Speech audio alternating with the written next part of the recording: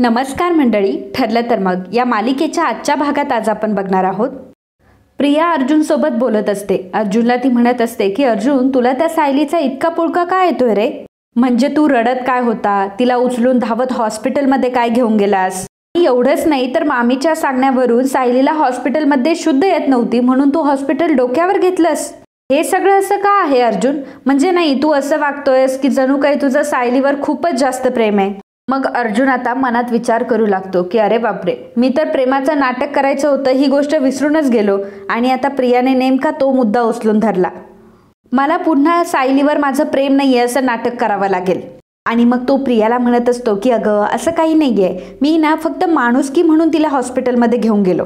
आता मला सांग बरं, आपण कसे आहोत? आता तू काय मी काय, रस्त्यावर जर कोणी पडलेलं असेल, त्याचा ॲक्सिडेंट झाला असेल तरीसुद्धा आपण त्याला हॉस्पिटलमध्ये घेऊन जाऊच की नाही?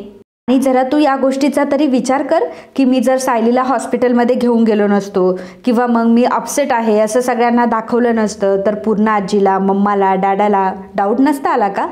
अगं म्हणून तर मला असं नाटक करावं लागलं, नाहीतर मी त्या सायलीसाठी एवढं कुठे काय करतोय. मला तिच्यासाठी काही करण्यात इंटरेस्ट नाही आहे, परंतु अगं फक्त घरच्यांसाठी हे केलं. आणि एक माणुसकी नावाचा प्रकार असतो, तो येतो कधी कधी मध्ये. आपण अनोळखी व्यक्तीला सुद्धा मदत करतो, मग आपल्या घरातल्या व्यक्तीला मदत नाही केल्यावर घरचे काय म्हणतील? बरोबर केलं ना मी तन्वी? त्यावेळी प्रिया म्हणते की हो हो, एकदम बरोबर केलंस तू. अर्जुन म्हणतो की बरं चल, आता ही सायलीला पाण्याची बॉटल देऊन येतो मी, कारण कसं मला नाटक कंटिन्यू करावं लागेल, नाहीतर घरच्यांना डाऊट येईल. त्यामुळे आता ह्या फॉर्मॅलिटीज चालूच असणार आहे. तर प्रिया म्हणते की हो दे. आणि बिचारा माझा अर्जुन सायलीची सेवा करण्यामध्ये किती थकत असेल ना. राहू दे, मी नेऊन देते सायलीला पाण्याची बाटली, तू बस आराम करत. हां. अर्जुन म्हणतो की नाही नाही, कशाला, तू कशाला, मी जातो आणि देऊन येतो. तेव्हा प्रिया म्हणते की नाही रे, मलाही थोडी विचारपूस करू दे की तिची. आणि शेवटी माझ्यातही तुझ्यासारखी माणुसकी आहेच की नाही. मग अर्जुन आता विचार करू लागतो की जर मी हिला आता जाऊ दिलं नाही ना तर हिला माझ्यावर डाऊट येईल. पण जर ही वरती जाऊन मिसेस सायलींना काही वेडावाकडं बोलली तर मिसेस सायली खूप हर्ट होतील. अर्जुन विचार करत असतो की हिला पाण्याची बाटली द्यावी की नाही द्यावी, परंतु प्रिया मात्र त्याच वेळी अर्जुनच्या हातातून पाण्याची बाटली हिसकावून घेते आणि अर्जुनला म्हणते की अर्जुन दे, अरे मी जाते आता. तेव्हा अर्जुन म्हणतो की बरं ठीक आहे जा, तसंही मी तुलाच ती बाटली देणार होतो की तुलाच जायला सांगणार होतो आणि मला सिनियरला भेटायचे, तू जा तिला पाण्याची बाटली देऊ नये. अगं तन्वी, तुला खरं सांगू का, मला अक्षरशः ना तिचं तोड बघायची सुद्धा इच्छा नाही आहे. आणि तन्वी, तू सुद्धा जास्त वेळ नको थांबूस तिथे, नाहीतर मग ती तुला काहीतरी असं वेडवाकडं बोलून देईन ज्यामुळे तू हर्ट होशील, आणि तू जर हर्ट झाली तर मला ते अजिबात चालणार नाही. जेव्हा अर्जुन असं बोलतो तेव्हा प्रिया ही अर्जुनकडे बघतच असते आणि म्हणते की अर्जुन, तू माझी किती काळजी करतोस आणि मला तू त्यामुळेच खूप आवडतोस अरे. आणि लाडात प्रेमात येऊन अर्जुनचे गाल ती ओढत असते. तेव्हा अर्जुनला फार नकोसं वाटत असतं आणि तो म्हणतो की चल चल, मला सिनियरने बोलवलंय, आणि असं म्हणून तिथून कल्टी मारतो. आता सायलीने मात्र हा सगळा प्रकार वरून बघितलेला असतो, कारण सायली ही तिथेच उभी असते वरती. प्रिया आता घाईघाईने जिन्याने वरती येते आणि समोर बघते तर सायली उभी. तर मंडळी, आजचा प्रश्न तुमच्यासाठी असा आहे की ठरलं तर मग या मालिकेमध्ये कोण व्यक्ती असा आहे की जो ओव्हर ॲक्टिंग करतो किंवा करते, आणि तुम्हाला तिची कुठली गोष्ट इरिटेट होते हे तुम्हाला कमेंट करून सांगायचं आहे. आणि सोबतच आपल्या व्हिडिओला लाईक करायला अजिबात विसरायचं नाही. मग सायली प्रियाला म्हणते की काय प्रिया, तू माझ्यासाठी पाणी आणलंस, खरंच आभारी आहे हा तुझी. प्रिया म्हणते की वेलकम, निघ आता. असं म्हटल्यावर प्रिया आता निघून जायला लागते. त्याचवेळी सायली म्हणते की ही काळजी मला जिन्यावरून ढकलताना तर नाही दाखवलीस ग तू. तुला काय वाटलं मी गप्प बसेल, तुझा गुन्हा लपून ठेवेल का? या गैरसमजात अजिबात राहू नकोस हा प्रिया. मग प्रिया सायलीला म्हणते की ए सायली, मला उगाचच धमक्या देऊ नकोस हा. जर तुला सांगायचं असतं ना तर तू आधीच सांगितलं असतंस. सायली म्हणते की नाही, हे खरं आहे की मी अजून कोणाला काही सांगितलं नाही, ते म्हणजे तुझी दया येते म्हणून नाही सांगितलंय. मला फक्त माझ्या माणसांची काळजी वाटते म्हणून मी गप्प आहे. रविराज काकांना जर मी हे सांगितलं ना तर रविराज काकांना या गोष्टीचा खूप मोठा धक्का बसेल. आणि जर पूर्ण आजीला मी सांगितलं की तू असं असं केलंयस म्हणून, पूर्ण आजी तर तुला नात मानतात, मुलगी मानतात, आणि जेव्हा त्यांना हे सगळं कळेल तेव्हा ते तुझं तोंडही बघणार नाही. आई बाबा, अश्विन भाऊजी, या सगळ्यांना जर ह्या सगळ्या गोष्टी समजल्या तर ते तुझ्यावर पुन्हा कधीही विश्वास ठेवणार नाही. मग प्रिया सायलीला म्हणते की ए किती बोलतेस ग तू, चल मला तुझं काही ऐकायचं नाहीये. मग सायली प्रियाला ऐकून दाखवते की प्रिया, तुला माझं बोलणं ऐकून घ्यावंच लागेल आता. प्रिया, आता तुला तुझी काळजी घ्यावी लागेल हा, कारण सगळ्यांना जे वाटतंय की सायलीचा अपघात झाला आणि तो सायलीचा अपघात कसा झाला हे मला लवकरच सांगावं लागेल घरच्यांना वाटतं. प्रिया, तू आधीपासूनच स्वार्थी आणि उद्धट होतीस हे तर मला माहीतच होतं ग, पण तू एखाद्याच्या जीवावर उठू शकते ना हे मला आत्ताच कळलंय ग प्रिया. तेव्हा प्रिया म्हणते की अगं सायली, ते असं झालं. तेव्हा सायली प्रियाला बोट दाखवते आणि प्रियाला म्हणते की प्रिया, माझं अजून बोलणं संपलेलं नाहीये. मला माहिती आहे मी भाबडी असेल, परंतु तुला जशी वाटते ना तितकी बावळट तर अजिबात नाहीये.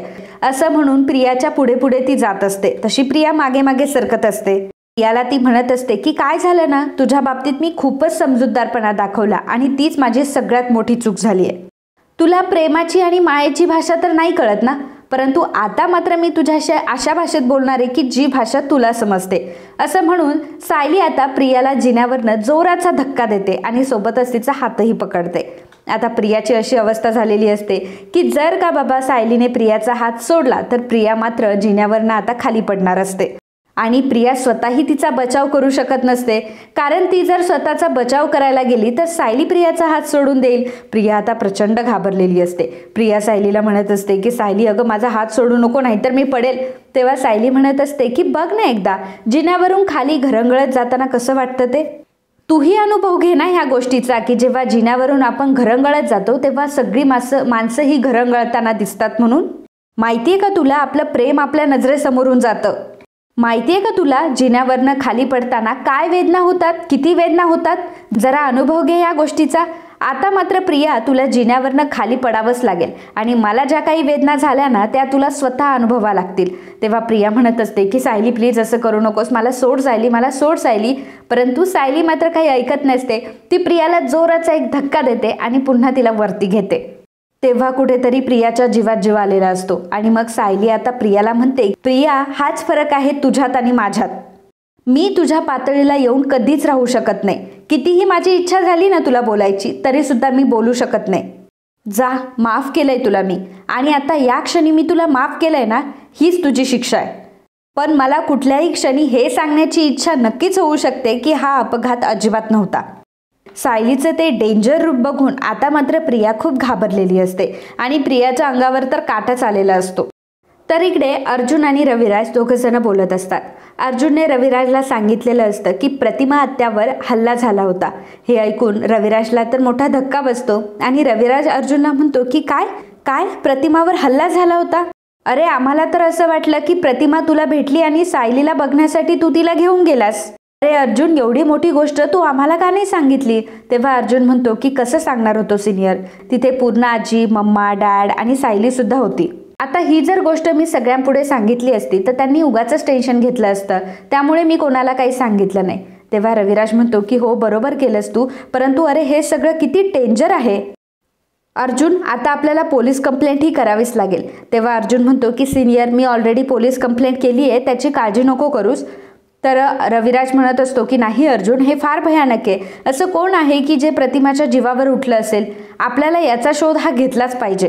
रविराजला आता गोष्टी क्लिक होत असतात आणि एक मोठी गोष्ट त्याला आठवते. अर्जुनला तो म्हणतो की अर्जुन, मला असं वाटतंय असं तर नसेल ना की आमचा जो जुना ॲक्सिडेंट झाला त्याच्या संबंधित प्रतिमावर काहीतरी हल्ला झाला असेल. अर्जुन म्हणतो की म्हणजे काय म्हणायचंय तुला. तेव्हा रविराज म्हणतो की अरे ज्या ट्रकमुळे आमचा ॲक्सिडेंट झाला होता तो ड्रायव्हर मला भेटला होता आणि तेव्हा त्याने मला सांगितलं होतं की या सगळ्या गोष्टी त्याने मुद्दाम घडवून आणल्यात. त्याला कोणीतरी आम्हाला मारण्याची सुपारी देखील दिली होती. अर्जुन म्हणतो की काय सिनियर, काय बोलतोयस तू हे. तेव्हा रविराज म्हणतो की हो मी बरोबर बोलतोय. याचा अर्थ 20-22 वर्षापूर्वी जो आमच्या जीवावर उठला होता त्यानेच हे सर्व केलं नसेल असं कशावरून. अर्जुन म्हणतो की शक्यता नाकारता येणार नाही सिनियर. तेव्हा रविराज म्हणतो की हो, याचा अर्थ अजूनही आमच्या तिघांच्या जीवाला धोका आहे. नाही, पण आता मात्र मी त्याला शोधल्याशिवाय अजिबात गप्प बसणार नाही. आणि आता त्या माणसाला शोधण्याची सुरुवात कुठून करायची हे मला चांगलंच माहिती आहे. तेव्हा अर्जुन विचारतो की कुठून. तेव्हा रविराज आता त्याला सांगणार असतो. तर इकडे कल्पना ही किचनमध्ये असते. विमलला ती म्हणत असते की विमल जरा मला ती भाजी दे, मी भाजी निवडून ठेवते. विमल म्हणते की अहो वहिनी राहू द्यात, मी करते. तेव्हा कल्पना म्हणते की एक तू आहेस आणि एक ती सायली आहे. सायली मला किचनमध्ये असल्यावर काही काम करू देत नाही, आता तरी मला करू दे. मग कल्पना आता ती भाजी निवडण्यासाठी घेते. आता सायली तिथे आलेली असते आणि जिन्यावरच उभी असते. विमल कल्पनाला म्हणते की अहो वहिनी, आपला जो मसाल्याचा डब्बा आहे तो कुठे बघितला का तुम्ही? तेव्हा कल्पना म्हणते की अगं इथेच कुठेतरी असेल. मग सायली सांगते की ओट्याच्या खालच्या कपाटात आहे विमलताई. मग पूर्ण आजी सायलीला म्हणते की सायली, तुला काय सांगितलं होतं? तुला वरती आराम करायचा होतास ना, मग तू का खाली आलीस? सायली म्हणते की पूर्ण आजी, मला अगदी कंटाळा आलाय आराम करून करून, आणि हे तर मला जागेवरून सुद्धा उठू देत नाही. तेवढ्यातच रविराज आणि अर्जुन बोलत येत असतात. अर्जुनचा आवाज सायलीच्या कानावर पडतो. सायली लगेच कल्पनाच्या आणि विमलच्या मागे जाऊन लपते. अर्जुन आणि रविराज तिथे आलेले असतात आणि मग अर्जुन लगेच ओळखतो, कारण कल्पनाच्या एक्सप्रेशनवरून त्याला समजलेलं असतं की सायली ही मागे लपलेली आहे. त्यामुळे तो म्हणतो की बायको जरा बाहेर येतेस का आता? मग सायलीचं आता खोटं पकडलं गेलेलं असतं आणि मग सायली हळूच वरती येते. अर्जुन सायलीला म्हणतो की काय वाटलं होतं तुला? तू मला नजर चुकवून खाली येशील आणि कामं करशील.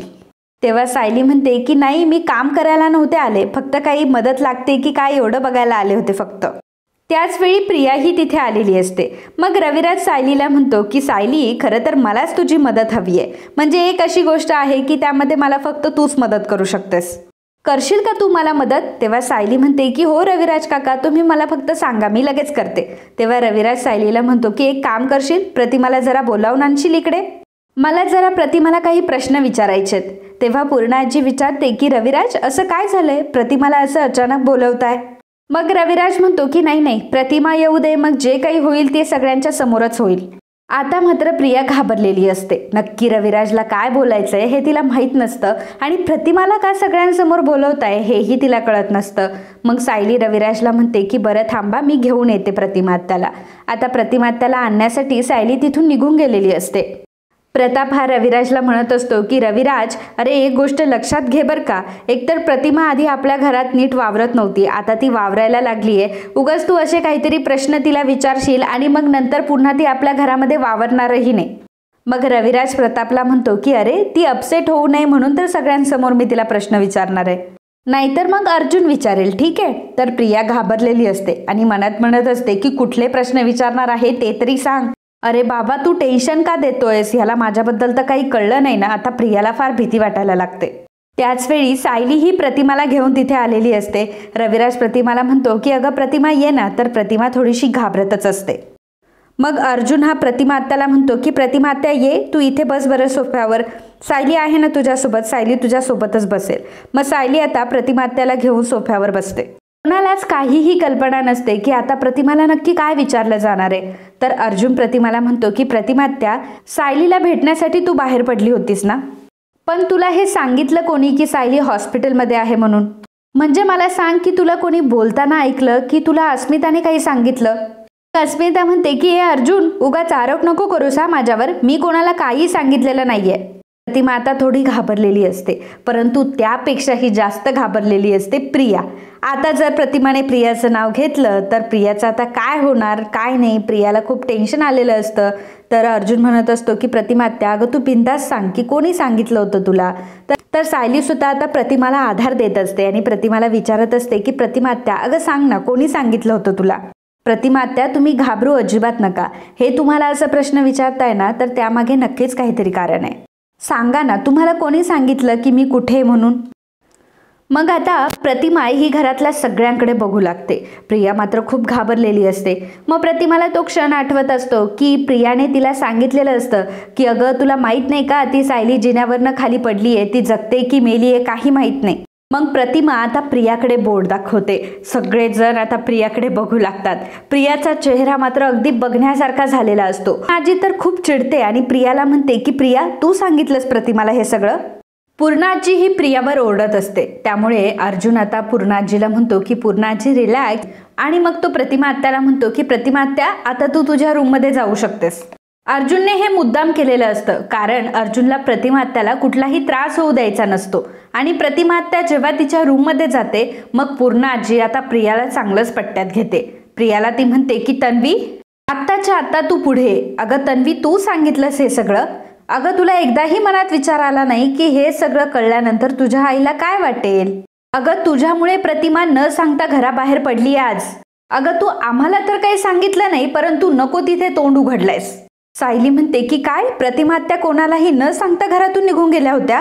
तेव्हा पूर्णाजी म्हणते की हो. चैतन्य म्हणतो की हो, वाटेत त्या आम्हाला भेटल्या आणि आम्ही त्यांना हॉस्पिटलमध्ये घेऊन आलो. रविराज आता प्रियाला म्हणत असतो की अगं तन्वी, तुला माहिती आहे ना, पूर्ण आजीने बजावून सांगितलं होतं की घरामध्ये कोणीही प्रतिमाला काहीही सांगायचं नाही, तरी सुद्धा तू का सांगितलंस? तेव्हा प्रिया आता नाटकं करत म्हणत असते की बाबा अहो, पण मला माहीतच नव्हतं की आईला काही सांगायचं नाहीये म्हणून. उलट मला असं वाटलं की आईला जर सायली दिसली नाही तर उगाचच ती काळजी करत बसेल आणि मग या गोष्टीचा फरक तिच्या तब्येतीवर होईल, म्हणून मी आईला सगळं जाऊन सांगितलं. तुम्ही सगळे मला बोलताय, मला असं वाटते की मी कोर्टातच उभी आहे. आजी चिडते आणि म्हणते की तन्वी, मी अस्मिताला सांगितलं होतं की घरामध्ये कोणीही प्रतिमाला काहीही सांगणार नाही. मग प्रिया लगेचच पलटवार करते आणि अस्मितावर सगळं ढकलून देते. अस्मिताला म्हणते की पण अस्मिताने तर मला काही सांगितलंच नाही. अस्मिताने तर हिला सगळं सांगितलेलं असतं. अस्मिताही आता तिच्याकडे बघत असते की अरे बाबा, हिला तर मी सांगितलंय पण ही अशी का बोलतीये. तर प्रिया मात्र पूर्णपणे पलटलेली असते आणि अस्मितावरच सगळं ढकलून देते. अस्मिताला म्हणते की नाही अगं अस्मिता, आपलं कुठं त्यानंतर बोलणं झालं काही. मग शेवटी आता प्रियाला वाचवण्यासाठी अस्मिताही खोटं बोलते आणि म्हणते की नाही झालं आपलं बोलणं. त्या म्हणू लागते की बाबा बघितलं ना, आमचं असं काहीच बोलणं झालं नाही. मला सायलीची फार काळजी वाटत होती, म्हणून मला आईकडे मन मोकळं करावंसं वाटलं आणि त्या नादात मी सगळं सांगून बसले. बाबा अहो, पण मी जेव्हा हे सगळं सांगत होते ना, तेव्हा मला अजिबात वाटलं नाही की मी काही चुकीचं करते म्हणून. आणि बाबा, तुम्हीच एका गोष्टीचा विचार करा की माझी आई घरातून निघून जावी यासाठी मी मुद्दाम काही करेल का तरी? इतकी वर्ष मी अनाथ म्हणून वाढली आहे आणि आता जर मला माझ्या आईशी बोलावंसं वाटलं तर एवढा मोठा गुन्हा घडला का माझ्याकडनं? असं बोलत प्रिया आता रडत असते. एवढी नाटकं करत असते प्रिया की आता सगळ्यांना ती चांगलं घोळात घेत असते. बरं, प्रिया जरी खोटं बोलत असली तरी सुद्धा तिला अश्रू मात्र खरे येत असतात. माहीत नाही कसे पण येत असतात. आता तिचं हे रडणं बघून सर्वजण तिच्याप्रती आता सहानुभूती दाखवायला लागतात. पूर्णाजीला सुद्धा वाईट वाटतं की आपण उगाचच तन्वीला बोललो. आणि मग रविराज उठतो आणि प्रियाजवळ जातो. आता प्रियाला वाटतं की रविराज नक्कीच माझ्या काहीतरी कानाखाली वगैरे ठेवून देणार. प्रिया घाबरत असते, परंतु रविराज मात्र प्रियाच्या खांद्यावर हात ठेवतो आणि म्हणतो की बाळा, खाऊ दे, तू नको एवढं टेन्शन घेऊ. आता या सगळ्यामध्ये तुझी तरी काय चूक? आता तुला जर ह्या सगळ्या गोष्टी आधीच माहीत असत्या तर तू थोडीच असं केलं असतं. मग अस्मिता म्हणते की हे सगळं ना ह्या सायलीमुळेच झालंय. ही सायली जर जिन्यावरनं पडली नसती ना तर कोणाच्या जीवाला घोरच लागला नसता. कल्पना अस्मिताला म्हणते की अगं अस्मिता, काय बोलतीयस तू असं बोलतीयस की जसं काही सायलीने सगळं काही मुद्दामच केलंय. मग अस्मिता म्हणत असते की अगं पण हिच्यामुळे तर प्रतिमा आत्या घरातून निघून गेली ना, आणि प्रतिमा आत्या हरवली सुद्धा ते सायलीमुळेच ना. आता त्या दहीहंडीच्या गर्दीमध्ये जर प्रतिमा आत्याला काही झालं असतं, लोकांचे धक्के वगैरे लागले असते, नाहीतर मग काय झालं असतं? देवाची कृपा म्हणून प्रतिमा आत्या अर्जुनला सापडली म्हणून बरं झालं. आता मात्र अर्जुनला असं वाटतं की ह्या अस्मिताला कुठून माहिती की दहीहंडीमध्ये काय प्रकार झालाय, की हिला माहिती आहे सगळं काही. अर्जुन घाबरतो तर सायली मात्र अर्जुनकडे बघत असते. त्यावेळी अर्जुनचा चेहरा काहीतरी वेगळाच सांगत असतो. आणि मित्रांनो, आजचा हा भाग इथेच संपतो. पुढील भागात आपल्याला बघायला मिळणार आहे जेव्हा सायली आणि अर्जुन एकमेकांशी बोलत असतात तेव्हा सायली अर्जुनला म्हणते, प्रतिमा आत्यावर हल्ला झाला होता ना, एवढी मोठी गोष्ट घडून गेली आणि तुम्हाला एका शब्दानेही मला सांगावंसं नाही वाटलं? अर्जुन सायलीला समजावत असतो की अहो मिसेस सायली, मी तुम्हाला का नाही सांगितलं या गोष्टीचा एकदा विचार करा. प्रतिमा आत्याच्या बाबतीत तुम्ही किती हळव्या आहात, आणि जर मी तुम्हाला त्या परिस्थितीमध्ये असं काही सांगितलं असतं तर तुमची तब्येत अजूनच बिघडली असती. अहो, जर प्रतिमा आत्यांच्या बद्दल तुम्हाला कळलं असतं तर तुमच्या आधी माझा जीव गेला असता. त्यावेळी सायली ही अर्जुनकडे बघत असते आणि अर्जुनला आपली किती काळजी आहे. जर आपल्यामुळे अर्जुनचा जीव जाऊ शकतो असं अर्जुन म्हणतोय की याचा अर्थ अर्जुनच्या मनात नक्कीच काहीतरी असेल असं सायलीला वाटू लागतं. तर प्रिया आता मैपत, नागराज आणि साक्षी ह्या तिघांनाही म्हणत असते आणि नागराजला खास करून म्हणत असते की काय हो, तुम्ही तर मारणार होतात ना त्या प्रतिमाला, आणि प्रतिमा आणि प्रतिमाची मुलगी अजूनही दोघीही जिवंतच आहेत. साक्षी प्रियाला म्हणते की प्रिया प्लीज तू तुझं काम कर हा. प्रिया म्हणते की नाही काम तर मी करणारच आहे आणि अगदी चोखपणे करणार आहे. तेव्हा मैपत म्हणतो की काय करणार आहेस तू आता? तेव्हा प्रिया म्हणते की त्या सायलीला ना मी आता झोपेच्या गोळ्या खाऊ घालणार आहे. सकाळी उद्या झोपेतून काय आयुष्यातूनच उठून गेलेली पाहिजे. प्रियाचा हा प्लॅन कितीपत सक्सेसफुल होतोय आणि या सगळ्या गोष्टींचा सायलीवर काय परिणाम होतोय हे आपल्याला येणाऱ्या काही भागांमध्ये बघायलाच मिळेल. तोपर्यंत मित्रांनो, तुमचं आपल्या या व्हिडिओबद्दल काय मत आहे? आजचा व्हिडिओ तुम्हाला कसा वाटला हे तुमचं मत आम्हाला नक्कीच सांगा. And if you like my video please do subscribe, share and comment. Thank you.